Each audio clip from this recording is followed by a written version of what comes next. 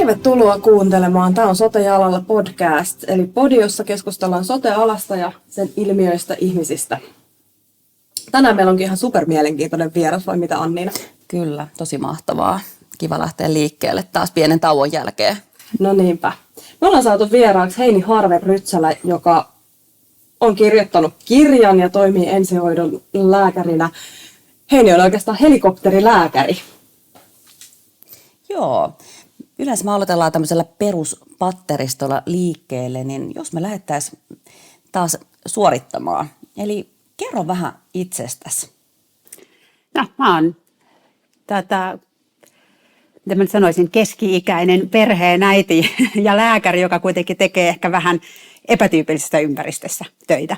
Eli mä oon tosiaan koulutukseltani anestesiologia ja tehohoidon erikoislääkäri alun perin, mutta heti siinä vaiheessa, kun erikoistuminen päättyi, sai erikoislääkärioikeudet, niin päädyin töihin sairaalan ulkoiseen ensihoitoon. Ja 2016 alkaen olen sitä kliinistä työtä tehnyt sit niin kuin lääkärihelikopterissa Uudellamaalla.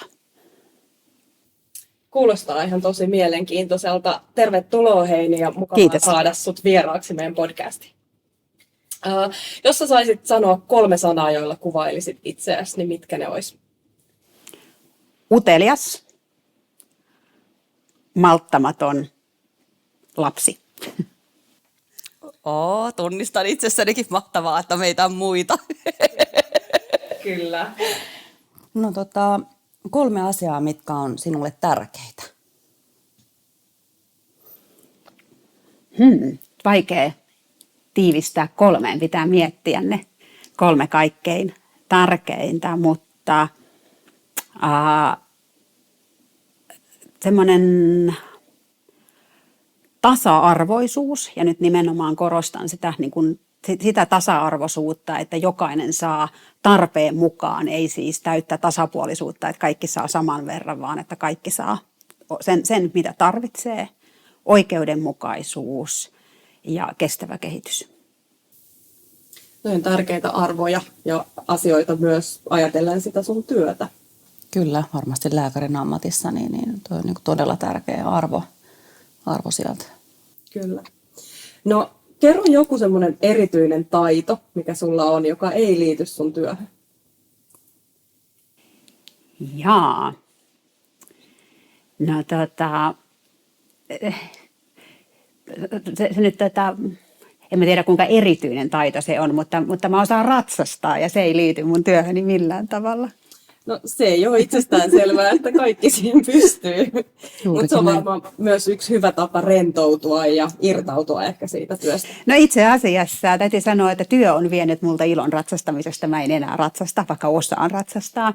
Mä korostan, että mä en pelkää ratsastamista, siitä ei ole kyse, mutta kun on nähnyt riittävän monta ratsastusonnettomuutta, niin jotenkin se on vienyt siitä sellaisen sen päällimmäisen ilon, että niin mä joskus puhun, että työssä tulee mukaan aaveita, niin tämä on ehkä yksi niistä. Ja mä en pidä ratsastusta minä erityisen vaarallisena lajina ja voisin sitä harrastaa ja välillä harrastankin, jos semmoinen sopiva tilaisuus tulee. Mutta semmoinen niin kuin työvuosien myötä siitä se niin kuin päällimmäinen ilo meni ja nykyisin mä vaan lähinnä puuhaan hevosten kanssa muuten. No sekin on aika rentouttavaa, mutta tästä on ehkä hyvä jatkaa seuraavaan kysymykseen, että miten sä sitten vietät vapaa-aikaasi nykyään? Niin, vapaa-aikahan on niin kuin hyvin joustava kysymys, että mitä sillä tarkoitetaan. Eli että silloin kun ei ole töissä, niin yritän pääsääntöisesti myös nukkua, koska me tehdään kuitenkin aika paljon noita yövuoroja, mutta kyllähän mä elän myös näitä ihan normaaleja ruuhkavuosia tällä hetkellä, niin kyllähän se menee semmoisessa ihan normaalissa perheenäidin arjessa, että pyöritetään kotia ja ollaan erilaisten urheilulajien kentän laidalla. Kyllä. Kuulostaa tutulta. No joo, tässäkin. Miten sä oot ylipäätänsä niin kuin päätynyt sote-alalle ja ylipäätänsä lääkäriksi? Tätä tarinaa olisi kiva kuulla vähän enempi. Joo, no mustahan ei tosiaan alun perin pitänyt tulla lääkäri, vaan mä harrastin musiikkia hyvin vakavasti. Suunnittelin klassisen musiikin ammattia ja tein lukion ohella niin kuin jo osin ammattiopintoja. Treenasin monta tuntia päivässä, mutta sitten lukion kakkosluokan aikana tuli semmoinen oivallus siitä, että mä en miten mä tämän muotoilisin, että mä en ole kuitenkaan niin lahjakas kuin mitä mä haluaisin lopulta olla. Ja ehkä myös se semmoinen oivallus siitä, että tämä on tosi kiva harrastus ja niin kuin musiikki tulee aina olemaan osa mun elämää, mutta että se ei ehkä kuitenkaan ole se, mitä mä ihan koko loppuikäni haluan tehdä. Ja sitten kun oli tosiaan oikeastaan elänyt 11-vuotiaasta asti vaan sitä musiikkielämää, niin sitten piti aika nopeasti miettiä, että mitä sitten. Ja sitten mä olin kuitenkin aina pitänyt matemaattisista aineista ja itse asiassa klassinen musiikki, sen teoriahan on hirveän lähellä niin kuin matematiikkaa, matemaattisia kaavoja. Ja sitten mä tykkäsin olla ihmisten kanssa, sen tietty uteliaisuus. Ja sitten se oikeastaan oli aika selkeä ajatus, että mä haluan hakea lääkikseen ja haluan lääkäriksi. Ja sitten tein tosiaan lukion kakkosvuoden lopulla tämmöisen täyskäännöksen, että musiikin harjoittelu muuttuikin sitten fysiikan ja kemian pänttäämiseksi, tai ei pänttäämiseksi, vaan opiskeluksi. Ja pääsin sitten heti suoraan kirjoitusten jälkeen Helsinkiin lääketiedettä opiskelemaan. Vau, se on mahtava suoritus päästä ensimmäisellä, että itsellä on paljon ystäviä, mitkä useamman kerran yrittänyt, että varsinkin ensimmäisellä kerralla, niin kyllähän se on kertonut siitä tahdosta halua opiskella ja halua oikeasti tähdätä sinne. Niin. Joo, kyllä mä ihan tosissani yritin, että mä olin tosiaan todennut, että mä luen niin paljon, että jos mä en pääse, niin mun ei tarvitse harmitella sitä, että olisi jäänyt kiinni siitä, että olisi tehnyt enemmän. Että sit voi vaan reilusti todeta, että no ei riittänyt. Kyllä. Saanko kysyä vielä, että mikä oli soitin, mitä soitin? Poikkihuilu. No niin, aivan. Kyllä. No mutta hei, kaikista lääkäreistä ei tule helikopterilääkäriä. Miten susta tuli helikopterilääkäri? No sekin oli osin vähän semmoista sattumaa. Toki mä niin kuin tämmöinen akuutti terveydenhuolto kiinnosti jo opiskeluaikana ja mä ajauduin tekemään syventävää opinnäytettä, mikä on niin kuin lääketieteen lisensiaatin opintojen eräänlainen niin kuin pienimuotoinen gradu ensihoitoaiheesta. Ohjaajana Tom Silfast, joka oli myös työskennellyt ja työskenteli silloinkin Medihelissä. Ja siitä lähti kipinä. Mä jatkoin sitten sen tutkimuksen tekemistä niin, että siitä tuli sitten lopulta väitöskirja. Ja mä tosiaan pääsin töihin tuonne Helsingin lääkäriambulanssiin. Mehän HUS-alueella sekä Helsingin lääkäriyksikön lääkärit että Finnhems 1.0 työskentelevät lääkärit ollaan niin kuin samaa yksikköä HUS-ensihoitoa. Ja kun mä olin ollut siellä vuoden verran, niin lääkärihelikopterista yksi kollega jäi virkavapaalle ja hänelle tarvittiin sitten sijainen ja piti saada sitten perehdytettyä sen verran nopeasti, että tarvittiin semmoinen, jolla oli aiempaa ensihoitokokemusta ja mua sitten siihen kysyttiin. Ja mä ensin ajattelin, että ei toi lentäminen ei ole mua varten, mutta sitten mä ajattelin, että no miksi ei, että kaikkia pitää kokeilla, että toista tilaisuutta tuskin tulee. Ja sitten tosiaan sen sijaisuuden hoidin ja sitten itse asiassa tuli virka auki, jota sitten hain ja siihen sitten jäin pysyvästi. Kyllä, siis mielenkiintoinen tarina ja päästään kohta varmasti juttelemaan lisää siitä, että minkälainen se lääkärin työ helikopterissa ja Medihelissä on. Mutta jotenkin mä oon ihan tosi vaikuttunut siitä, että miten sä kerrot siitä oman urapolun kehittymisestä ja rakentumisesta. Kyllä. No kysytään nyt tähän kohtaan saman tien, että minkälainen on sun tyypillinen työpäivä siellä ensihoidon lääkärinä tai vähän kuvailet sitä? Joo. No mullahan on tällä hetkellä hyvin laaja työnkuva, koska mä toimin siis osaston ylilääkärinä, eli mulla on hallinnollinen työ. Mä olen ensihoidon vastuulääkärinä. Mun vastuullani on niin kuin läntinen Uusimaa ja siellä ennen kaikkea Espoo, Kauniainen, Kirkkonummi alueen ensihoidon toiminta. Laskennallisesti suunnilleen 60% mun työajasta menee hallinnolliseen työhön ja sitten se 40% on kliinistä työtä lääkärihelikopterissa. Ja näin ollen voi siis sanoa, että semmoista tyypillistä työpäivää ei ole ollenkaan. Että se voi olla koulutuksen pitämistä ensihoitajille. Mä voin istua kokouksissa sidosryhmien kanssa, teen ohjeita, koulutusmateriaaleja, käsittelen potilaspalautteita, tämän tyyppisiä asioita. Sitten helikopterissa ne kliiniset vuorot on vaihtelevia. Et välillä on se päivävuoro, mikä on ihan 8-4 Sitten meidän päivystysvuorot on arkisin kello 15 sitten seuraava niin kuin aamuun siihen 9 ja viikonloppuisin tai pyhäpäivinä tehdään sitten 12 tai 24 tunnin vuoroja. Eli se, että minkälainen vuoro sattuu, niin päivä voi olla hyvin erilainen. Kyllä. Näinpä. Itsehän on tosiaankin taustaltani myös ensihoitaja ja sanoinkin tuossa, kun tavattiin, että ollaan työn puolesta aikanaan kyllä tavattu ja konsultoinutkin useammankin kerran. Että Toivottavasti oli asiallisia vastauksia. Kyllä. Olin siihen sanoin, että muistan kyllä itse työurani aikana, että olet aina ollut semmoinen asiantunteva lääkäri, joka kuuntelee ja hirveän semmoinen pedantti asioista ja niistä mä taas arvostan hirveästi ja niitä kohtaamisen taitoja. Että jäänyt semmoinen kuva, että aina olet kohdannut tosi semmoista ammattimaisesti, niin se on aina semmoinen positiivinen kuva, mitä on jäänyt, että kyllä. Joo, hei sen lisäksi, että sä oot lääkäri, niin sä oot myös kirjailija, eli kirjoitit kirjan nimeltä Helikopterilääkäri ja se julkaistiin tuossa viime syksynä. Niin mistä syntyi ajatus siihen, että sä haluat omasta työstä lähteä kirjoittaa kirjaa? No, nyt täytyy sen verran mennä taaksepäin, että mä en uskalla kutsua itseäni kirjailijaksi, että ehkä esikoiskirjan olen kirjoittanut, mutta niin kuin kyllä ne kirjailijat on sitten niitä niin kuin kirjoittamisen ammattilaisia, että olen lääkäri, joka on kirjoittanut yhden kirjan. Sovitaan näin. mutta siis tämä on semmoinen, sanotaanko sitä prosessia kuvaa ehkä parhaiten termi. Se oli vähän semmoinen vahinko, mutta mä olen aina kirjoittanut niin kuin omaksi ilokseni ja semmoisesta, niin kuin, miten mä sanoisin, mielenhuoltoa.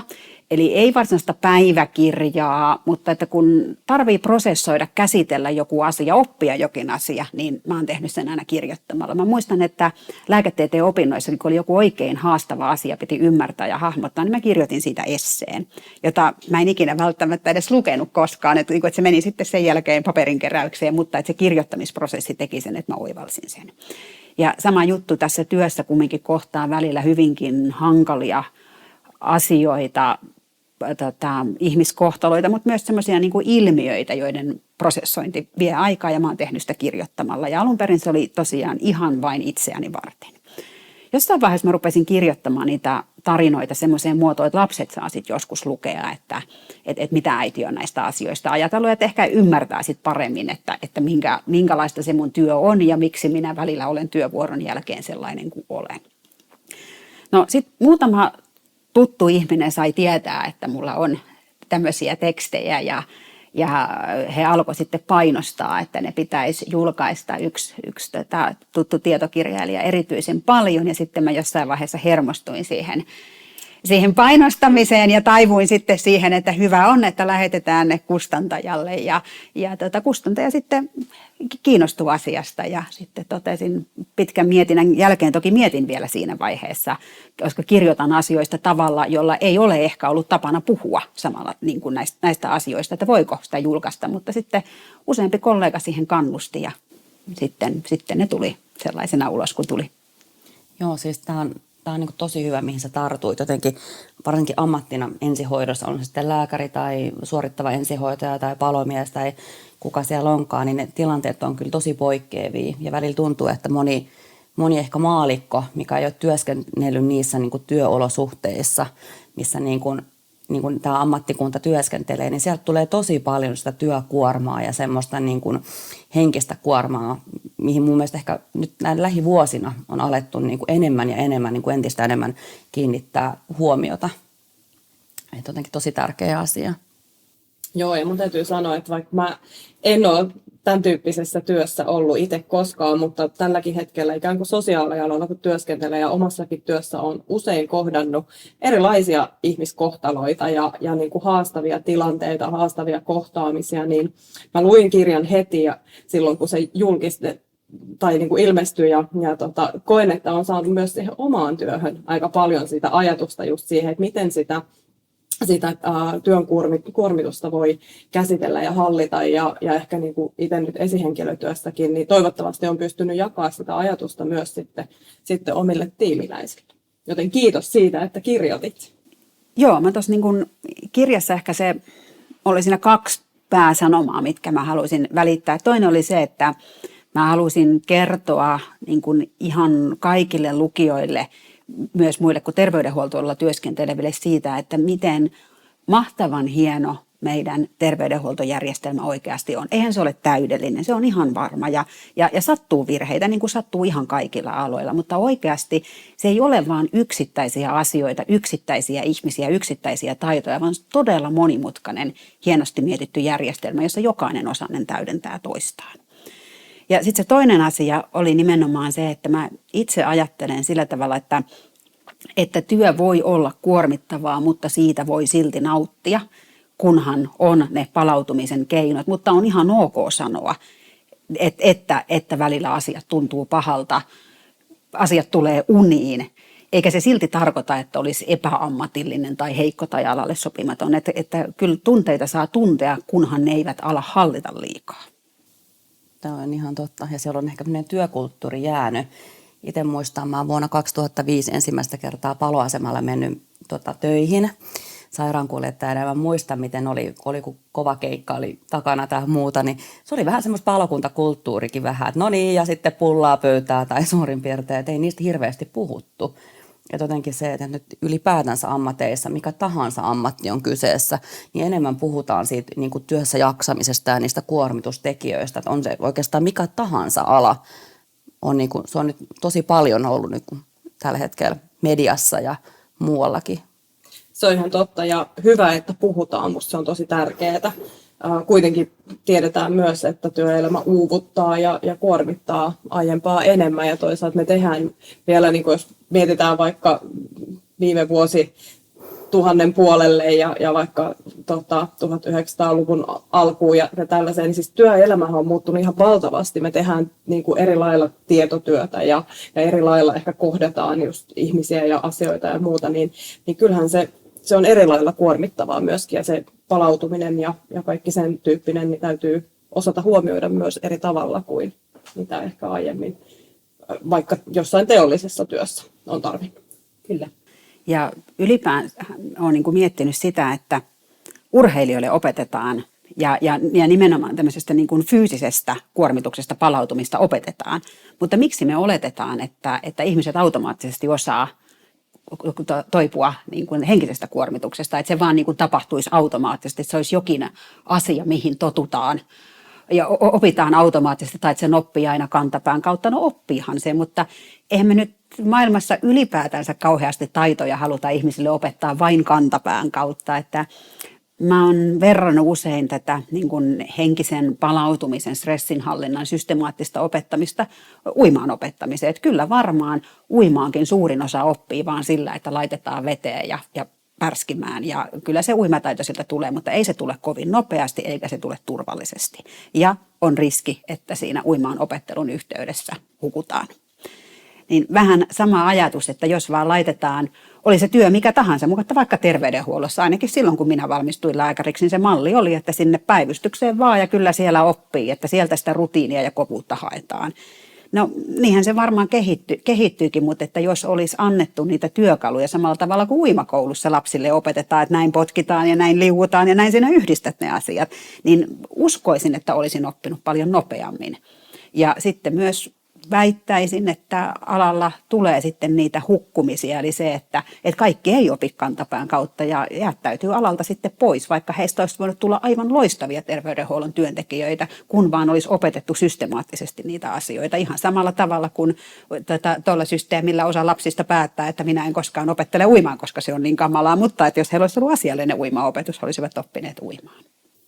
Toi on tosi tärkeä näkökulma. Puhutaan kuitenkin sote-alalla siitä, että meillä on valtava työvoimapula ja moni, joka alalle kouluttautuu, haluaa sieltä pois. Ja just tämä henkinen kuormittuminen on yksi iso tekijä, joka siihen vaikuttaa. Niin, tosi merkittävä asia myös sen alan pitovoiman näkökulmasta. Ja eettinen kuorma, mikä sieltä tulee niin kuin lisäksi. Myös se, että joka paikalla puhutaan nyt kovista säästöpaineista ja puhutaan hirveästi kaikki mennään niin kuin resurssien mukaan. Eli tosi tarkkaa niin kuin katsotaan se, että minkälaiset resurssit on käytössä ja onko ne aina riittävät vai riittääkö. Mutta kyllähän kaikki ne niin kuin vaikuttaa sinne kentälle koko aika. Ja sitten ehkä tämmöinen vielä, että tämä aika on myös muuttunut muutenkin toisenlaiseksi työelämässä. Että kaikki on semmoista, kaikki mulle heti nyt. Ja ollaan myös tosi nopeasti kaiken tiedon, että saadaan myös kaikki tieto melko nopeastikin. Niin kaikki tämmöiset asiat tosi paljon mun mielestä kuormittaa. Että kun ne työnteon muodot on muuttunut tosi paljon muotoonsa, ainakin itse kun peilaan nyt tässä 20 vuoden taakse, niin se on ihan totta. Kyllä, ja mä jotenkin ajattelen sillä tavalla, että eihän se siis tiettyihin aloihin kuuluu henkinen kuormitus. Mä en tarkoita sitä, että pitää kestää mitä tahansa, mutta nimenomaan se avain on se, että opetetaan niitä keinoja, miten sen kuorman kanssa pärjää, miten siitä toivutaan. Että jos tekee työtä, johon kuuluu oleellisesti fyysinen kuormitus, niin ei kai kukaan kauhistele, että voi ei, nyt minä hengästyin ja hikoilin, vaan nimenomaan tiedetään, että kun on fyysisesti kuormittava työ, niin se vaatii lihashuoltoa ja riittävää ergonomiaa ja riittävästi lepoa. Niin ihan sama ajatus pätee tähän niin kuin henkiseen kuormitukseen, että sen kanssa pärjää, kun on ne riittävät työkalut ja riittävät keinot toipumiseen. Eli mä puhun usein just, että mun työssä siinä on myös niitä fyysisiä sykkeen nousuja ja tiettyjä fyysisiä vaatimuksia, mutta siinä on niitä henkisiä sykkeen nousuja. Ja kummankin kanssa pärjää, kun vaan opettelee ne työkalut. Ei tietenkään kohtuuttomasti. Ei sitä kohtuutonta fyysistäkään kuormaa kestä, mutta että niin kuin, ei siitä tarvitse kokonaan päästä eroon, kunhan sen kanssa on niitä työkaluja ja niin kuin työyhteisön keinot tulla sen kanssa toimeen. No tästä on oikeastaan hyvä sitten mennä eteenpäin. Sä puhuit tuossa jo aikaisemmin, tai mainitsit näistä aaveista, jotka sulla on työstä tarttunut matkaan, niin miten sä oot oppinut elämään itse niiden omien aaveiden kanssa? Mun tärkeimmät keinot on semmoinen hyväksyminen ja armollisuus. Eli mä hyväksyn sen, että mä oon mieleltäni sellainen, että aaveet, eli tämmöiset niin kuin ihmiskohtalot, joita mä en pysty unohtamaan, että ne jää mun mieleen. Että mä en unohda niitä ikinä.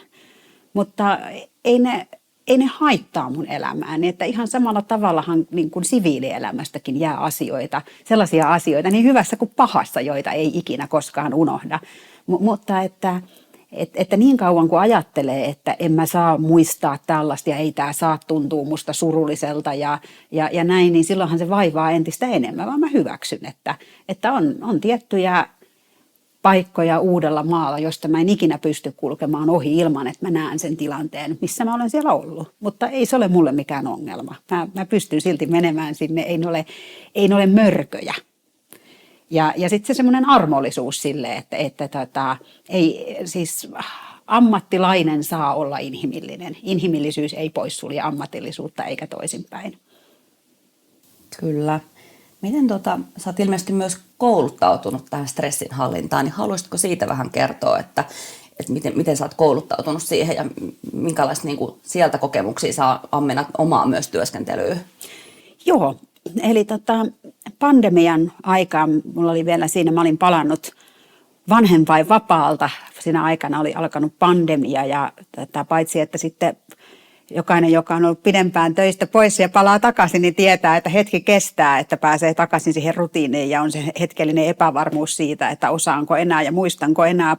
Plus sitten oli se kaikille kuormittava vaihe ja paljon uusia asioita ja olin itsekin todella kuormittunut, mietin, että miten tästä edes niin kuin selvitään. Ja sitten mä tiesin moniviranomaisyhteistyöstä, että poliisilla on käytössä systemaattisia stressinhallinnan menetelmiä. Sitten sattumalta näin, että tähän kyseiseen metodiin pohjautui oli tämmöinen ihan yleinen stressinhallinnan valmentajakoulutus ja sinne sitten hakeuduin. Ihan ajatuksena se, että paitsi itse tarvitsen sitä, niin kyllä työyhteisökin näytti siltä, että niitä taitoja voisi tarvita. Ja innostuin siitä aiheesta, sain ihan todella paljon työkaluja siihen nimenomaan sen ajatuksen, että ei stressistä tarvitse päästä eroon, vaan riittää, että sitä hallitsee. Ja se ensimmäinen askel on oikeastaan se, että lakkaa stressaamasta sitä, että on stressaantunut, koska kaikki välillä ovat. Ja se on inhimillistä ja niin kuin normaalia.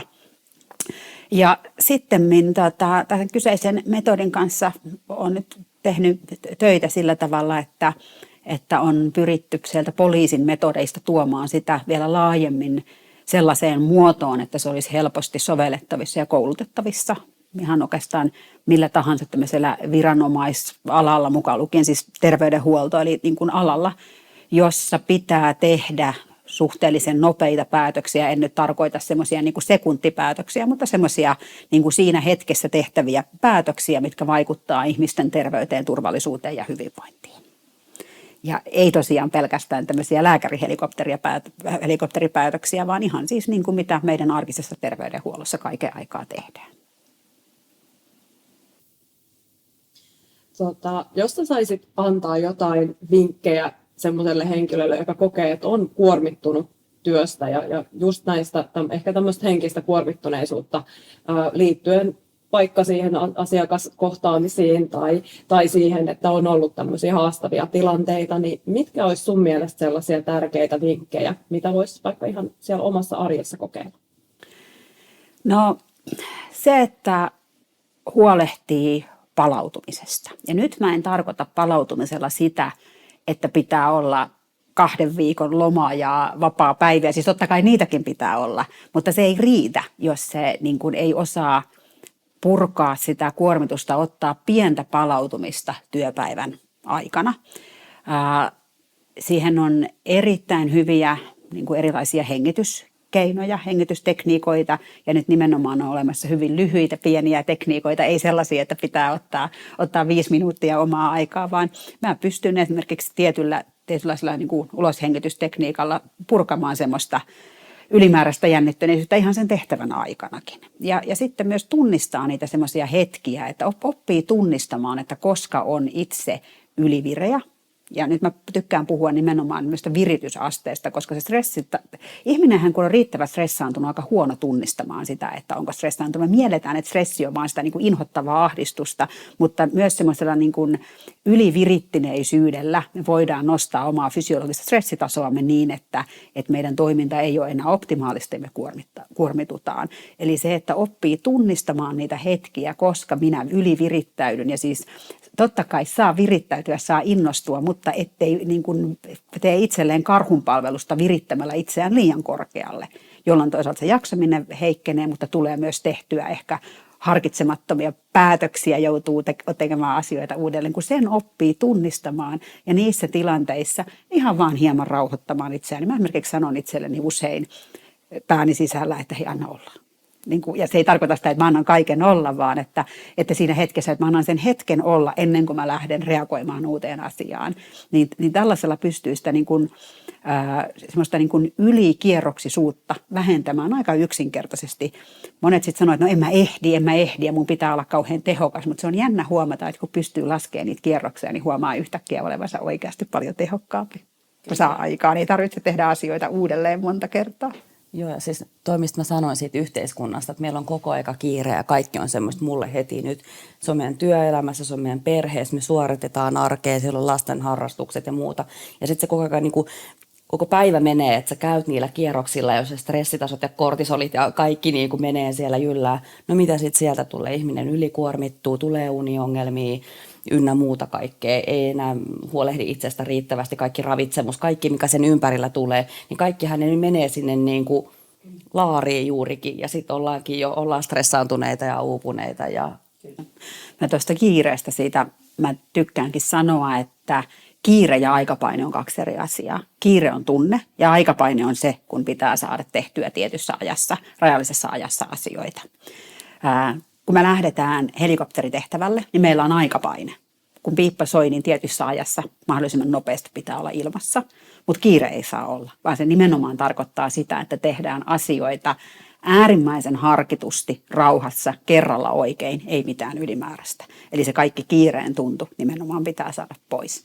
Ja tätä mä oon yrittänyt nyt viljellä ihan kaikessa elämässä, että se kiire on tunne. Siinä vaiheessa, kun on jo myöhässä, niin kiirehtimällä ei yleensä saa muuta kuin lisää hidasteita, kun asiat tipahtelee käsistä ja tulee tehtyä virheitä. Eli me ehkä jotenkin on myös tietyllä tavalla, mä ainakin koen itse, että se, että ihminen on kiireinen, niin se on semmoinen, että siltä pitää näyttää, että pitää olla kiireinen, muuten ei ole ahkera ihminen. Ei ole tehokas. Ei ole tehokas, vaikka oikeasti kiirehtimällä eihän me tehdä yhtään enempää. Se vaan näyttää siltä.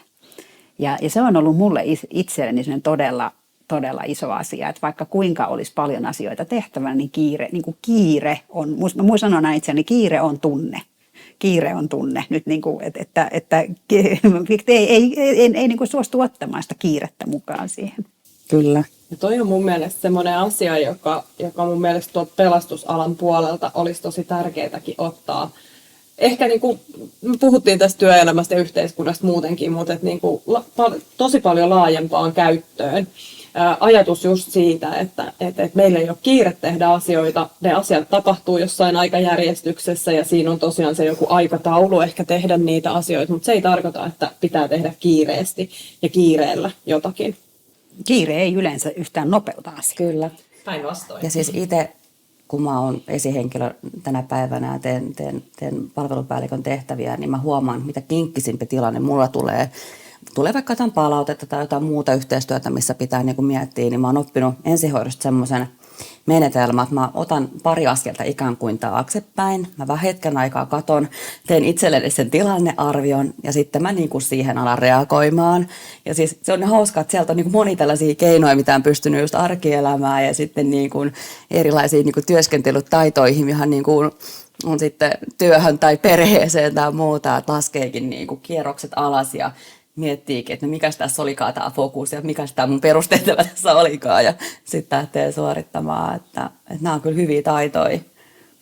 Kyllä ja siis mietin kun niin kuin Heini puhuit just tästä tietyllä tavalla, että ei ole kiire, vaan on sitä aikapainetta, että monestihan sitä voisi ajatella, että nimenomaan kun me ollaan ensihoidossa tai Mediheli tulee paikalle tai muuta, niin siinähän nimenomaan on kiire, jotta saadaan niitä asioita tehtyä ja sitten on ehkä jotenkin aika niin kuin lohdullista ja inhimillistä se, että siinäkään työssä ei itse asiassa ole kiirettä, vaikka asiat pitää saada tehtyä oikein, oikeassa järjestyksessä, tehokkaasti, pystyy tekemään vaikeita päätöksiä hyvin nopealla aikataululla tai muuta. Musta olisi mielenkiintoista palata vielä sinne sun työhön ja arkeen Medihelissä, lääkärihelikopterissa.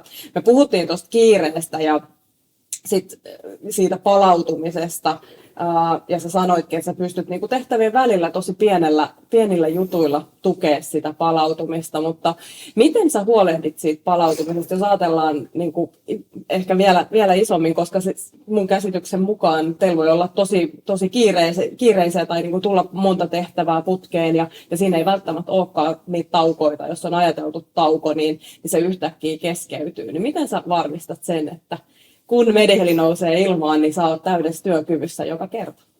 Nyt mun on pakko korjata sen verran, että me olimme Finhems, eli Mediheli oli silloin tosiaan se niin kuin edeltäjä, ja nyt kaikki Suomen lääkärihelikopterit on tosiaan Finhemsin yksiköitä, mutta se on sivuseikka. Mutta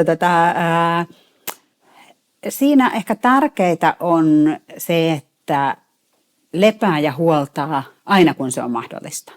Eli just se sellainen ajatus, että syödään sitku, niin se ei toteudu. Että niin kuin mä olen joskus leikkisesti sanonut, että aina kun ei ole keikalla, pitää syödä ja käydä vessassa, koska koskaan ei tiedä, koska on seuraava mahdollisuus. Mutta ne on ehkä just tärkeää se, että oppii löytämään niitä pieniä asioita, missä sen tekee. Mulle esimerkiksi mä oon huomannut, että kun me palataan tehtävältä paluulennolla, mä voisin siinä vaiheessa miettiä, että mitä välineitä me on käytetty, mitä meidän pitää huoltaa, mitä meidän pitää täydentää, paljonko meillä on kerosiinia, että jos nyt tulisi uusi tehtävä, niin mihin asti päästäisiin ja missähän on minkäkinlaista säätä ja kysellä sitä jo lentäjältä ja näin poispäin. Mä toivon, että ei se auta yhtään mitään. Mä pyrin paluumatkalla katsomaan maisemia. Ne on niin kauniita, niin kun ihan sillä, että katsoo muutaman minuutin maisemia, niin huomaa, että mieli palautuu ihan valtavasti. Eli totta kai ne tulee mieleen siinä maisemia katsellessa, että ai niin, että laryngoskooppikin pitää pestä, mutta se ajatus saa tulla, että mä työnnän sen vaan pois, että ei kun nyt mä katson näitä maisemia, tämä on mun hetki. Ja tämmöisiä niin kuin pieniin asioihin tarttumista se, että siellä työpäivän niin kuin lomassa se, että uskaltaa nauttia siitä, että näkee kavereita. Esimerkiksi se, että kun me palataan helikopterille, jos lentäjä on jäänyt sinne, niin joka ikinen kerta, kun taas tavataan, ollaan 3 hengen miehistönä, niin se, että ottaa siitä sen niin kuin nautinnon irti, että onpas taas kiva nähdä, kun ollaan taas yhdessä ja nyt lähdetään kohti tukikohtaa. Sellainen eräänlainen hetkessä eläminen, niin se auttaa jatkamaan ja jaksamaan. Ja sitten mulla on sellainen hokema, olen sen yhdeltä arvostamaltani ensihoitajakollegalta lainannut, ja se on se, että aamu tulee aina. Eli se, että vaikka kuinka väsyttäisi, vaikka kuinka tuntuisi siltä, että minä en jaksa, niin aamu tulee aina. Että se aamu tulee sieltä ja sieltä tulee seuraava päivystä ja aamuun asti jaksaa aina. Että sen ehkä se, kaikista raskaintahan on se, että jos ei tiedä, että koska jokin loppuu, mutta kun tietää, että jokin loppuu, vuoro loppuu aikanaan, niin sen jaksaa, että se muistuttaa itselle. Ja mä käytän tätä aamu tulee aina hokemaa itselleni aika paljon myös monissa muissa asioissa, vaikka kyse ei olisi aamusta, mutta tätä ihan mistä tahansa, että tämäkin loppuu aikanaan ja nyt minä jaksan siihen asti. Keikka kerrallaan jaksaa kyllä. Toi on tosi tärkeä muistutus. Pysähtyä ja nauttia niistä hetkistä ja ottaa niinku niistä pienistä jutuista ja mahdollisuuksista irti. Joo, ja siis varsinkin se, mitä itsellä on jäänyt ammatista käteen, niin on se, että tämä elämä on aika ainutkertaista. Ja koskaan ikinä ei voi tietää, mitä voi itselle tapahtua läheiselle. Eihän kukaan voi elää semmoista kuitenkaan, että nyt mä elän koko ajan hetkessä. Mutta kyllä se opettaa elämässä sellaisia niin kuin tiettyjä arvoja vähän eri tavalla, että pystyy ehkä suhtautumaan moneen asioihin, että just pala kerrallaan, aamu tulee aina ja myös ehkä se, että tämä ainutkertaisuutta, että mikä tässä meidän elämässä on. Se on ihan totta. Hei, vielä ennen kuin lopetellaan, niin kerro Heini, mikä on parasta sun työssä? Se on kokemus, että saa olla osa itseään suurempaa. Se järjestelmä, että miten se toimii, niin kuin valtava määrä ihmisiä monessa eri ammatissa, monessa eri paikassa toimii, ei aina saumattomasti, mutta siis niin kuin ihan uskomattoman tehokkaasti yhteen sillä tavalla, että saadaan aikaan asioita, joita kukaan ei olisi yksin voinut tehdä. Eli se nimenomaan, niin kuin sanon, se kokemus, että on jotain osa itseään suurempaa, se on aina yhtä hienoa. Tähän ajatukseen on ehkä hyvä lopettaa. Tuntuu, että tämä oikein niin kuin ehkä mykisti meidät, vai mitä ajattelet, Anniina? Joo, siis taas tuntuu, että mä aina sanon tämän saman, mutta olisi niin paljon, niin kuin, olisi vain niin jutuja jatkettavaa, mutta jaksonkin täytyy loppua jossain vaiheessa. Hei, kiitos ihan äärettömän paljon, että olit meidän vieraana ja tämä oli ihanaa keskustelua, että kyllä sanattomat vetää. Kiitos. Kiitos vierailusta, Heini. Oli ihanaa jutella sun kanssa ja mä ainakin opin taas paljon uutta. Kyllä. Ja hei, ota meidät seurantaa. Me ollaan somessa, ollaan Instassa, Facessa ja lisäksi kaikki meidän kanavat, mistä pystyy podcastia kuuntelemaan. Niin laitahan kuunteluun ja vinkkaa myös kaverilles. Yes, sotejalalla.fi.